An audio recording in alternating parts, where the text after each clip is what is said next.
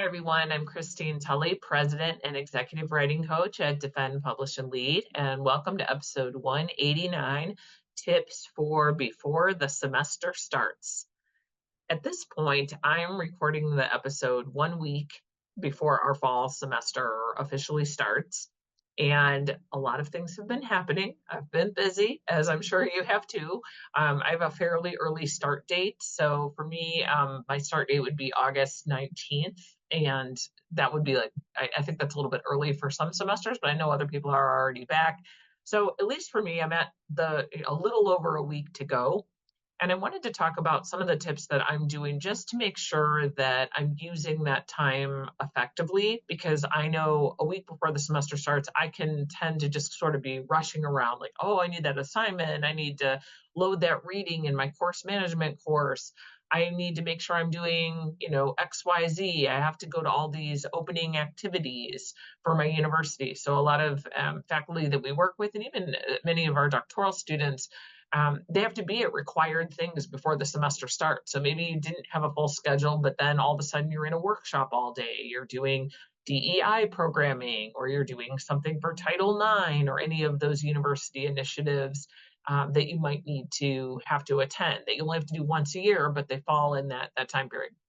So here's a list of some of the tips that I have been giving out to faculty that are trying to decide how to use that time when, one, sometimes there's not as much of it because you're required to go to some other things to open your university for the academic year, but also you're busy. You're getting ready for your classes, or if you're, for example, a dissertation student, maybe you're at the point where you're ABD, you're trying to get your material ready for, say, getting, some writing completed. You're trying to reach out to a professor to kind of get a schedule going.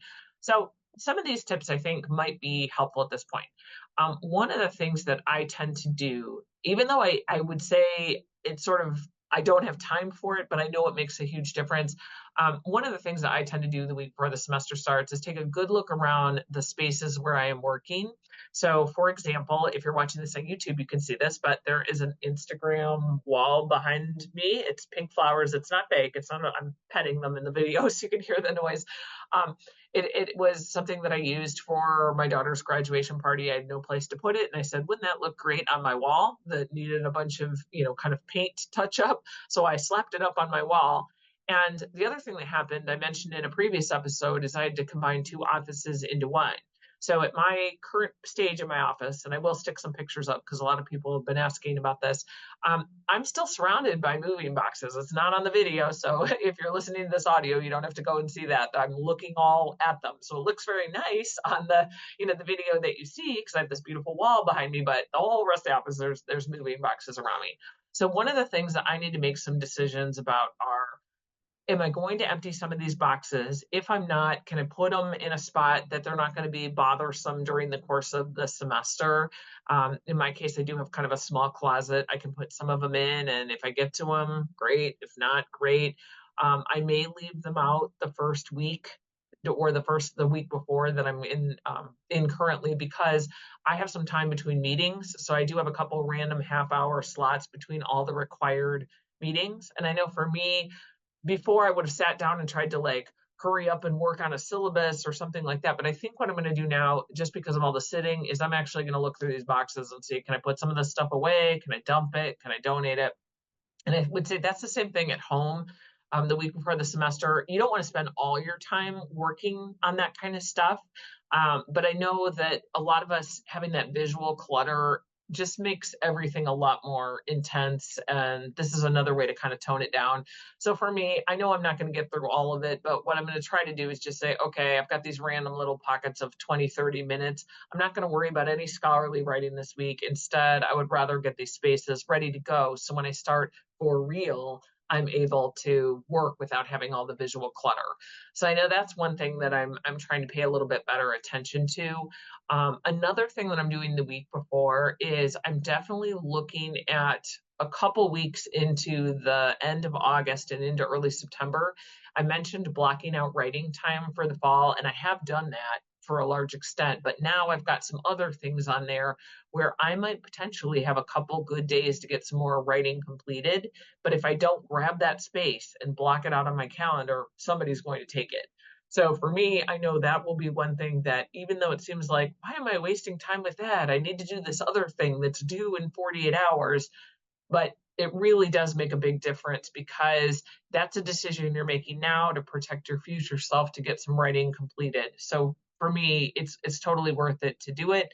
I definitely have a couple faculty that they're like, I'm sitting in a workshop all day, but none of it pertains to me. And one of the things I say is, honestly, cruise your calendar, see what you can do to start making these days a little bit cleaner and a little bit more functional so you can get some things done. A third thing that I do is I actually use most of my faculty development funding early because one of the things I do at this point is just make some quick decisions.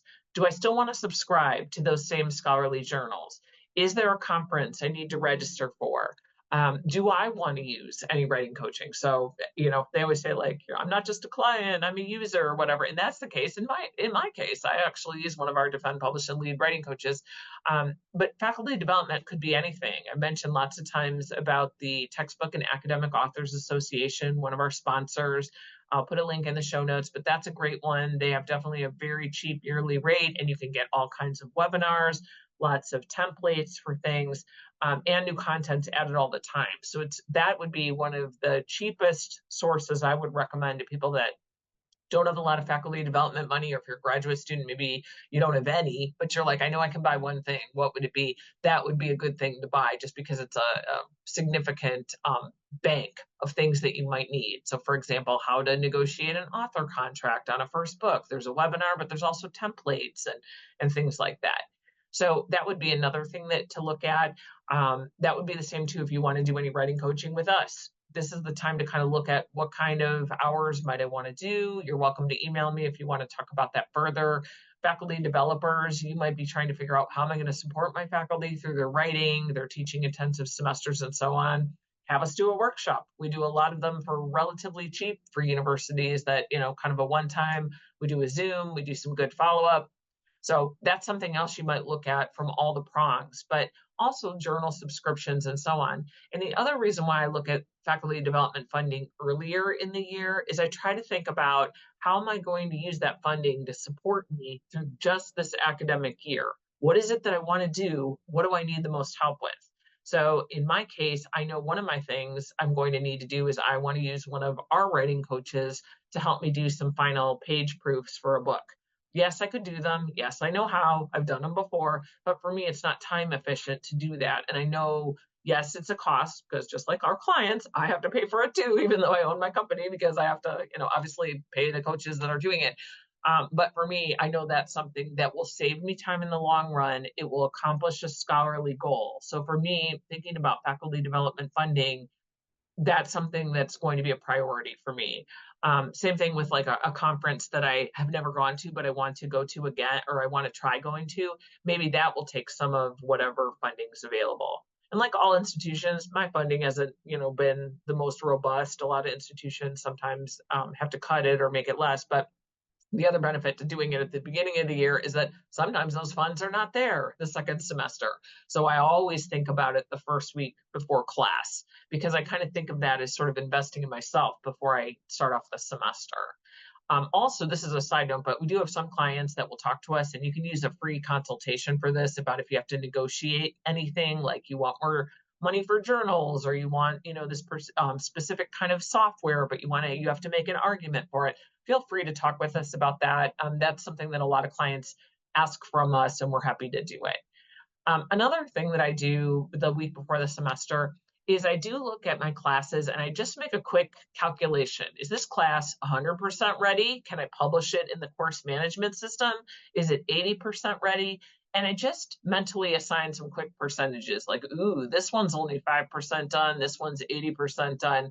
And then at that point, once I kind of have a lay of the land about what has to happen in each class, like how close it is for me to be able to publish it in our course management system and be able to operate for the first 2 weeks of class without needing to create something, that's always kind of my goal. I try to get the full semester done Most of the time it doesn't happen, probably won't happen this time either with some of my classes, but I do try to get first 2 weeks totally built, of course, the syllabus totally built and those sorts of things. So one of the things with taking a percentage check, like, hey, am I 70% done or 30% done, is for me, I will do a couple of different things. I will try to finish the ones that hit that 75, 80% mark. I will definitely try to finish those off so I can kind of publish them and get them off my list. If they're all around 30 to 40%, I might do a specific task across all of them. So for example, loading readings in a course management system or putting links in, I might just decide that's the task I'm going to do across all of my classes and do them one by one. So that's another way that, yes, I'm building the courses and yes, it's piecemeal. I'm kind of working on all these different things. But for me, that's another way to kind of think through the week ahead before class starts that, oh, I've got this task completed.